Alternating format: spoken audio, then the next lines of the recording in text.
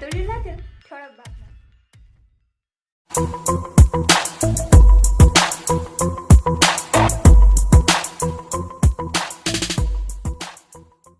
माझ्या महाराष्ट्रातील बांधवांनो, भगिनींनो आणि मातांनो, नमस्कार. जय महाराष्ट्र. सर्वप्रथम मी आपल्याला गुढीपाडव्याच्या शुभेच्छा देतो. आजपासून आपलं नवीन वर्ष सुरू होतं आहे. खरं म्हणजे या शुभेच्छा आज सकाळीच मी आपल्याला दिलेल्या आहेत, पण प्रत्यक्ष आज आत्ता भेटून पुन्हा एकदा शुभेच्छा देतो आहे.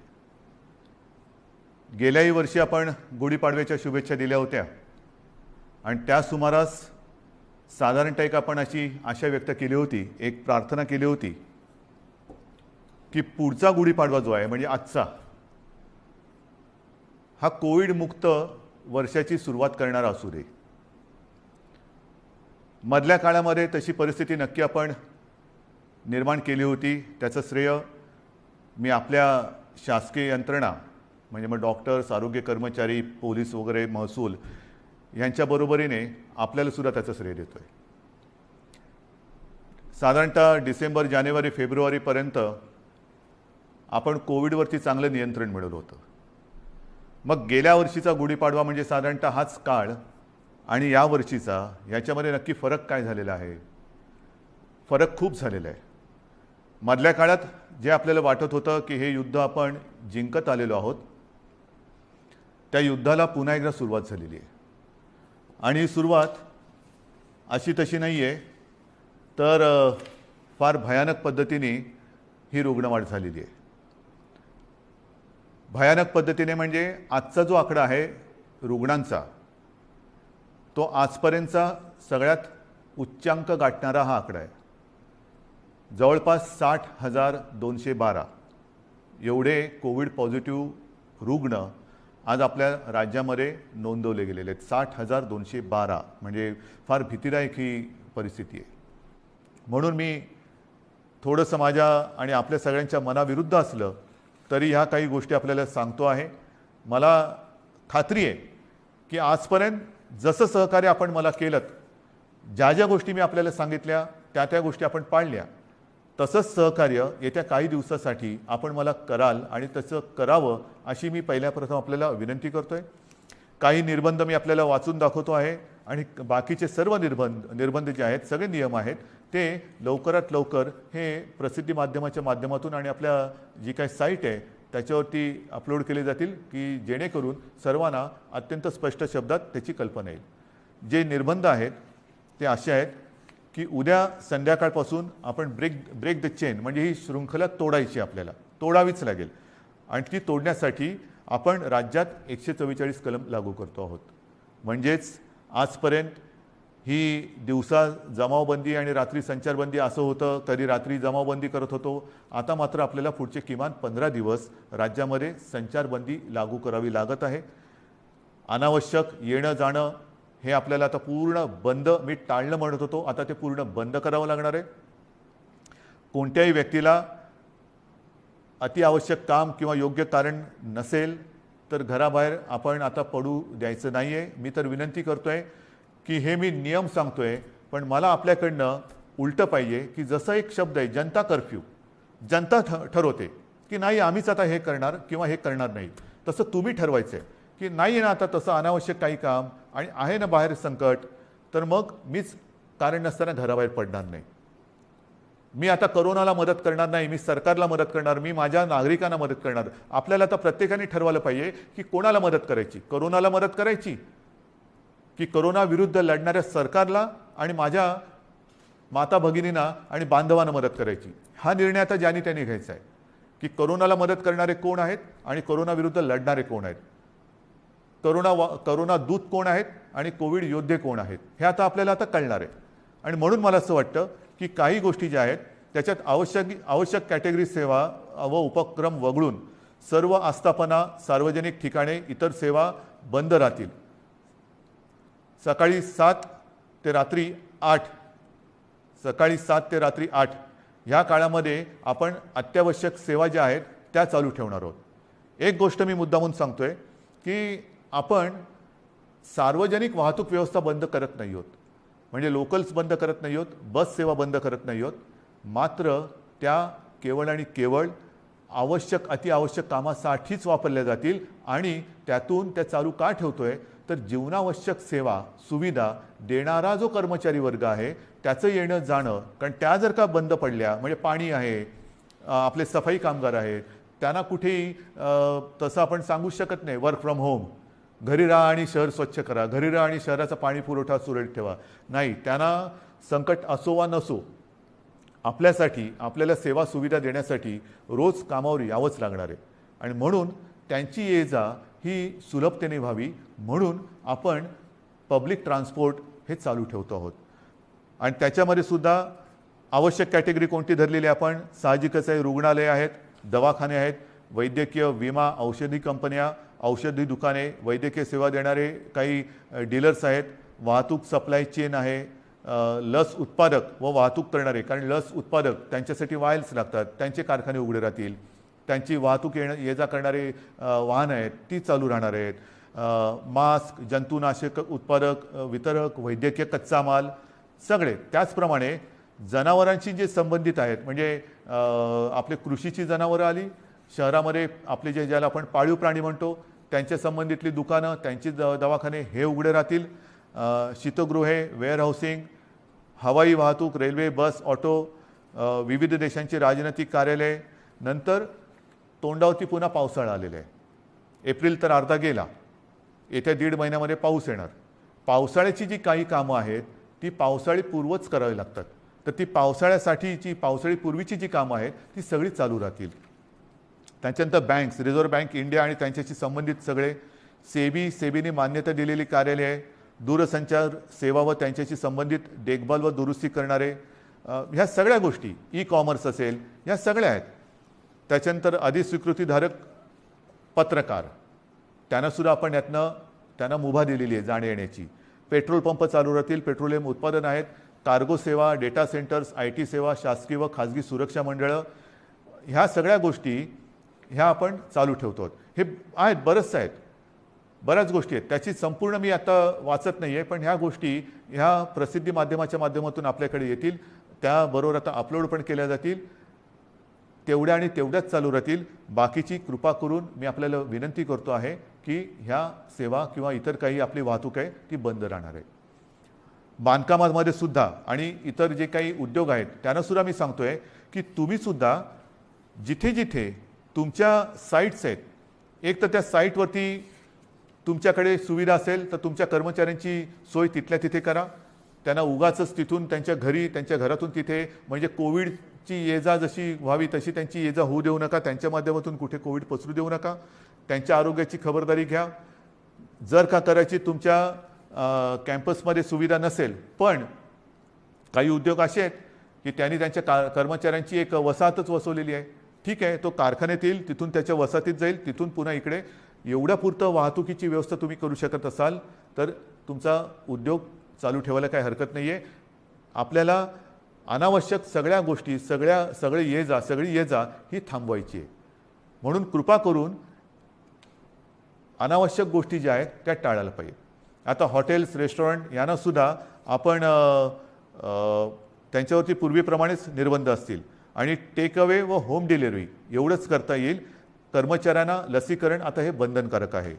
रस्त्यावरच्या खाद्य विक्रेत्यांना सुद्धा त्यांना आपण का परवानगी देतोय की अनेक गोरगरीब असे आहेत की ज्यांच्याकडे एकेका खोलीत ते 5-5, 7-7, 8-8 लोक राहतात. एका खोलीत एवढे लोक राहतात, त्यांच्याकडे स्वयंपाकघराची सोय नाही, मग बाहेर त्यांना खावं लागतं. आणि मग ते खाणार कुठे? जर रेस्टॉरंट्स आणि इतर ज्या काही गोष्टी आहेत त्यांना आपण टेक अवे घरी पार्सल नेण्यासाठी परवानगी देत असू, तर रस्त्यावरच्या खाद्य विक्रेत्यांना सुद्धा सकाळी 7 ते रात्री 8 ह्या वेळेमध्ये तिथल्या तिथे नाही, त्यांनी सुद्धा ते पॅक करून जो कोणी गोरगरीब येईल त्याला ते देण्याची व्यवस्था करावी. आपल्याला गर्दी टाळायची आणि अनावश्यक वाहतूक तर नाहीच पाहिजे. ह्याच्यामध्ये आवश्यक सेवेसाठी लागणारे उत्पादन करणारे उद्योग हे पूर्ण क्षमतेने चालू ठेवण्यात येतील आणि या उत्पादनांची निर्यात करणारे उद्योगसुद्धा चालू ठेवण्यात येतील. आपल्याला ह्या सगळ्या गोष्टींची मी कल्पना देतो आहे. आता हे झाल्यानंतर काही गोष्टी अशा आहेत की बाबा हे सगळं तुम्ही निर्बंध सांगितले, मग आमच्यासाठी तुम्ही काय करणार? रोजीरोटीचं काय? मी मगाशी आपल्याशी बोलताना बोललो की माननीय पंतप्रधानांना आपण सांगतो की नैसर्गिक आपत्तीत व्यक्तिगत लाभ जसे आपण देऊ शकतो त्या अनुषंगाने काही लाभ ह्या नैसर्गिक आपत्तीत द्यावे अशी माझी विनंती आहे. मात्र राज्य सरकार म्हणून अन्न सुरक्षा जी आपली योजना आहे त्या योजनेअंतर्गत जे सगळे लाभार्थी आहेत ह्या लाभार्थ्यांना प्रति व्यक्ती 3 किलो गहू आणि 2 किलो तांदूळ याप्रमाणे 1 महिना आपण आता मोफत धान्य देणार आहोत पुढच्या 1 महिन्यासाठी. म्हणजे कुठेही आपण त्यांची कदाचित रोजी ही मंदावली असेल पण रोटी थांबू देत नाही आहोत. त्यांच्यासाठी अन्नधान्याची व्यवस्था आपण करतो आहोत आणि याच्यामध्ये नोंद केलेले जे आपल्याकडे लाभार्थी आहेत त्यांची संख्या साधारणतः 7 कोटी आहेत. म्हणजे 7 कोटी जे आपले नागरिक आहेत ह्या वर्गात मोडणारे त्यांना आपण पुढच्या महिन्यामध्ये म्हणजे आजपासून जेव्हापासून ही बंधन उद्यापासून सुरू होतील 1 महिना प्रत्येकी 3 किलो गहू आणि 2 किलो तांदूळ याप्रमाणे 1 महिना मोफत आपण धान्य देणार आहोत. तसंच आपल्याला सर्वांना कल्पना आहे सरकार आल्यानंतर आपण 10 रुपयात शिवभोजन थाळी ही गोरगरिबांसाठी सुरू करण्याची योजना जाहीर केली. ती जाहीर केली, योजना सुरू झाली आणि कोविड आला. मग काय करायचं? तर ही योजना कोविड आल्यानंतर आपण 10 रुपयाची जी एक शिवभोजन थाळी होती ती 5 रुपयावरती आणली आणि साधारणतः मी तोही आकडा सांगितलेला आहे. आतापर्यंत काही कोटी लोकांनी ह्या थाळीचा लाभ घेतलेला आहे. आता आपण ही शिवभोजन योजना जी आहे ही जी थाळी आहे ती 10 रुपयाची थाळी आपण 5 रुपयात केली होती. आता पुढचा 1 महिना शिवभोजन आपण मोफत देणार आहोत. 2 लाख थाळ्या जवळपास आपण रोज देतो. ह्या 2 लाख थाळ्या म्हणजे हे शिवभोजन आपण हे मोफत देणार आहोत गोरगरिबांसाठी. म्हणजे सांगतात ना की तुम्ही लॉकडाऊन करताय पण रोजीरोटीचं काय? तर रोजी थोडीशी मंदावणार आहे. मी पुन्हा एकदा सांगतो मला कल्पना आहे पण रोटी कुठे आपण थांबू देत नाही. ही संपूर्ण व्यवस्था हा सगळा जो काय मी भार नाही म्हणत हे कर्तव्य जे आहे ते कर्तव्य आपलं सरकार हे समर्थपणाने सांभाळणारच. भार हा पडणार सरकारवरती जसा तुमच्यावरती पडतोय तसा सरकारवरती पडतोय पण सरकार हा आपल्या सगळ्यांच्या आशीर्वादाने भार सोसणार आणि सोसायला ते समर्थ आहे. त्याचप्रमाणे आणखीन काही योजना आहेत. मी आता हे वाचतो. संजय गांधी निराधार योजना श्रावणबाळ आणि केंद्र पुरस्कृत इंदिरा गांधी राष्ट्रीय वृद्धापकाळ निवृत्ती वेतन योजना, इंदिरा गांधी राष्ट्रीय विधवा निवृत्ती वेतन, इंदिरा गांधी राष्ट्रीय दिव्यांग निवृत्ती वेतन योजना या 5 योजनेतील लाभार्थ्यांना 2 महिन्यांकरता प्रत्येकी 1000 रुपये आर्थिक सहाय्य आपण आगाऊ देतो आहोत. म्हणजे आधी देतो आहोत, नंतर नाही, आत्ता आधी देतो आहोत. आणि ह्याचे साधारणतः लाभार्थी हे किमान 35 लाख आहेत. म्हणजे वरती मी जसं सांगितलं तुम्हाला की दारिद्र्य रेषेखालील कुटुंब आहेत, काही निराधार महिला आहेत, वयोवृद्ध आहेत, दिव्यांग आहेत, असंघटित क्षेत्रातील नागरिक आहेत, कामगार आहेत, रिक्षाचालक आहेत, आदिवासी समाज यांच्यासाठी आपण 3 किलो गहू आणि 2 किलो तांदूळ ही योजना जाहीर केली. शिवभोजन आपण पुढचा महिनाभर मोफत देतो आहे. त्याच्यानंतर आता ह्या योजना त्याच्यात जो 1000 रुपयांचा जो देणं असतं आपण ते आगाऊ देतो आहोत आणि त्याच्यात 35 लाख लोक आपण त्यांना एक नाही म्हटलं तरी आधार देतो आहोत.